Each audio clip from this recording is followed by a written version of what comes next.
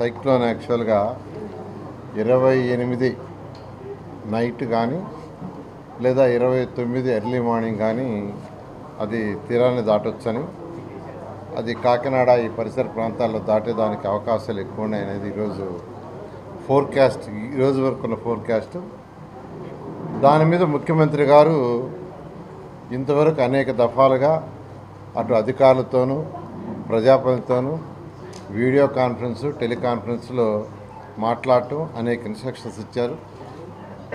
దుబాయ్కి పోయినా దుబాయ్ నుంచి కూడా యాక్చువల్గా కాన్ఫరెన్స్ తీసుకొని మా అందరికీ యాక్చువల్ ఇన్స్ట్రక్షన్ జరిగింది. 27వ తేదీ నుంచి 29వ తేదీ దాకా పాఠశాలకు మొత్తం అన్నిటికీ టోటల్గా హాలిడే ఇవ్వడం జరిగింది. 29వ తేదీ పరిస్థితిని చూసుకొని అవసరమైతే 30వ తేదీ ఇవ్వాలా లేదా అనేది నిర్ణయిస్తారు.